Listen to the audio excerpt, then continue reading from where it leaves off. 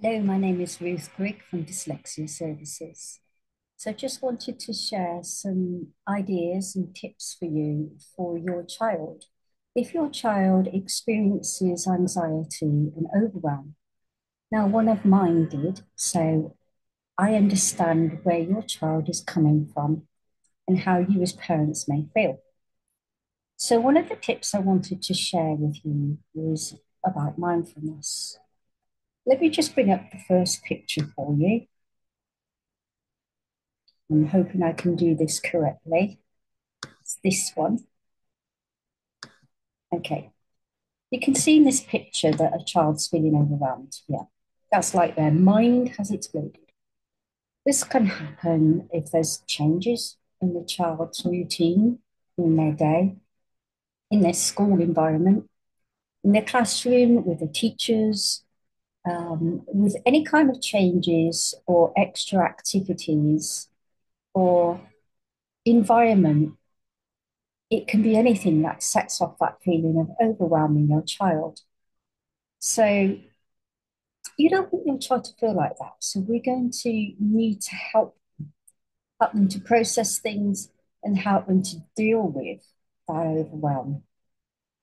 So let's see if we can find the next picture from feeling overwhelmed to feeling like this, to feeling more peaceful, more happy, more relaxed, able to deal with things as they come up in life. So this is what we want them to feel. Happy, peace. This is like a picture of the whole of their brain. You want your child to feel whole and happy and peaceful all the time. You don't want them to go into overwhelm and anxiety. So in order to achieve this, let's look at some ideas, some things that they might be able to do with your help. Now, your child may not be a talented artist. However, they may be able to colour and they may be able to draw and they may be able to do abstract pictures. All of these kind of things, painting, colouring, abstract pictures, it really helps your child to regulate their emotions and their feelings. And it calms them right down into a good place. It really de-stresses, not distresses, de-stresses.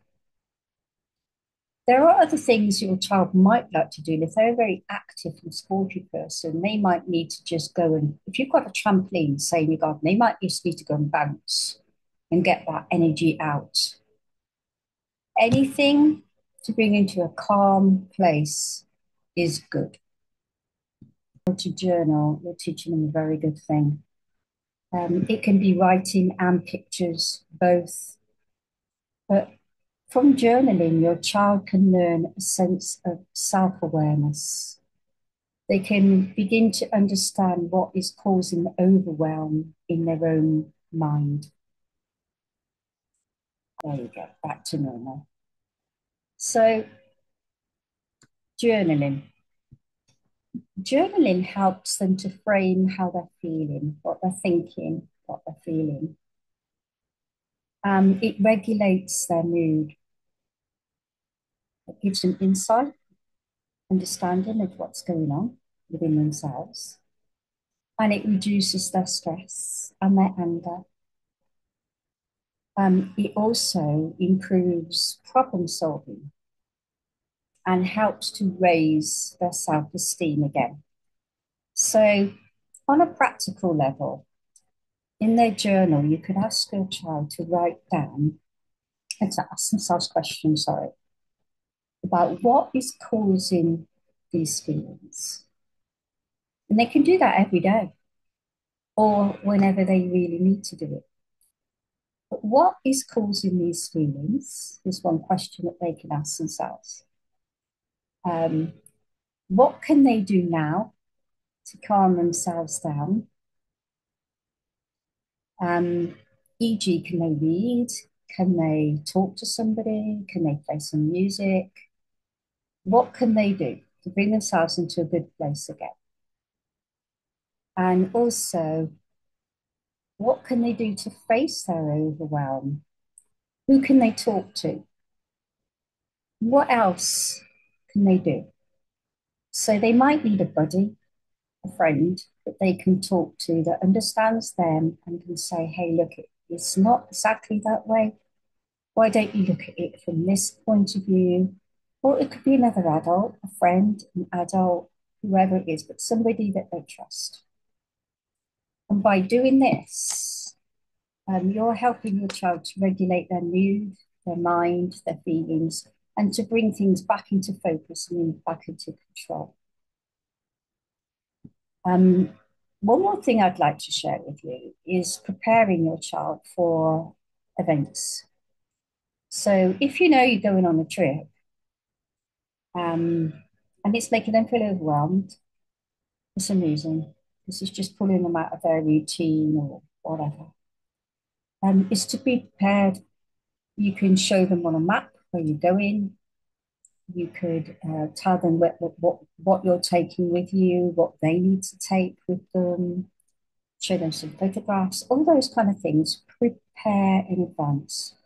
And when it's something to do with school, you can do the same thing. You can prepare in advance. So again, your child could buddy up with another child and they could work through that together.